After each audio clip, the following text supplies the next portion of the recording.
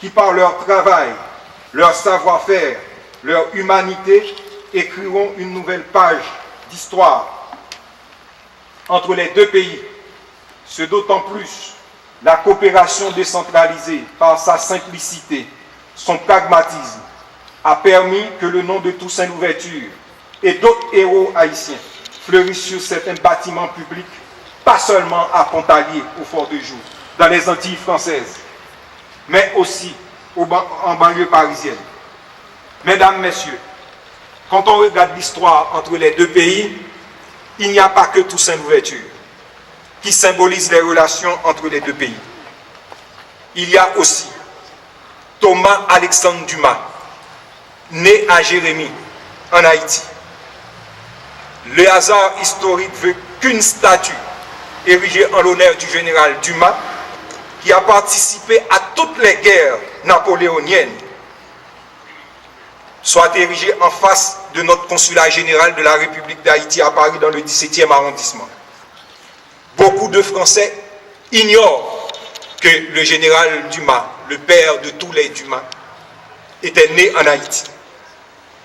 Comme vous le savez, les Dumas ont donné à la France et à Haïti une lignée d'écrivains qui font honneur aux deux pays. L'histoire, c'est grâce les trois mousquetaires qui font rentrer l'histoire dans la fiction. Depuis, c'est un genre à part entière adopté par beaucoup d'écrivains, notamment haïtiens. Dernier livre en date qui raconte d'une manière romancée les épopées haïtiennes et notamment comment Haïti, pendant la Seconde Guerre mondiale, sauva les Juifs qui étaient pourchassés dans toute l'Europe et qui ont pu trouver refuge en Haïti.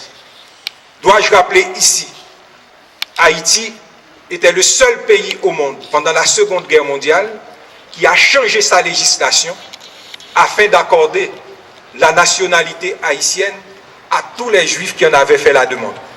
Ainsi, plus de 3000 Juifs ont pu sauver en rentrant en Haïti. Encore une histoire méconnue, mais désormais, c'est un roman écrit par un écrivain haïtien, Louis-Philippe d'Alembert, qui a expliqué cette épopée haïtienne. Le livre s'appelle « Avant que les ombres s'effacent ». Donc, Haïti a toutes ses parts à revendiquer, à célébrer dans les célébrations mémorielles. Plus près de nous, en France, combien de Français savent que le général Philippe Kieffer, connu pour avoir été le fondateur et le commandant du premier bataillon des fusiliers marins commando, l'une des premières unités et la seule unité française constituée à avoir débarqué sur les plages de Normandie le 6 juin 1944. À la tête de ces hommes, il participa à la prise de Colville avant de faire jonction avec les parachutistes britanniques à Pegasus Bridge. Après la campagne de Normandie, il a combattu en Belgique et aux Pays-Bas jusqu'à la libération de l'Europe. Compagnon de la libération, il est considéré comme le fondateur des bérets verts français. Le 6e commando marine français, fondé en 2008, porte d'ailleurs son nom. Mais on sait moins que Philippe Kieffer était également un fils d'Haïti. En effet, il est né à Port-au-Prince de parents français en 1899. Il s'était marié avec une Haïtienne et il avait eu 2 enfants. Il était cadre de banque. Il a été directeur de la Banque nationale de la République d'Haïti. Et en août 1944, Philippe Kieffer était peut-être le seul Français à ne pas avoir le cœur à la fête, car il venait d'apprendre que son fils Claude Kieffer, né en Haïti, à Pétionville, était rentré dans la résistance et qu'il venait d'être fusillé par la Gestapo. Lui aussi est né, Claude Kieffer est né à Pétionville, Haïti, d'un père français et d'une mère haïtienne.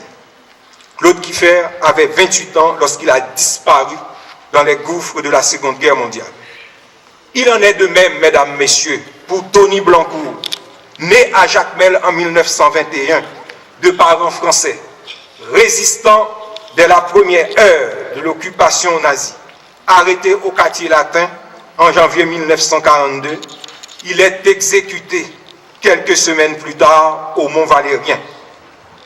Donc, dans les cas que je viens de citer, il ne fait aucun doute. Ils ont été guidés par l'amour du pays natal, à savoir Haïti. Les Dumas, les Kieffer, les Blancourt, bien d'autres encore que je n'ai pas cités ici, ont toujours su donner à la France des hommes qui ont largement contribué à sauver son honneur au moment du péril. Vive Haïti, vive la France, vive les relations franco-haïtiennes. Mesdames et messieurs, je vous demande de remercier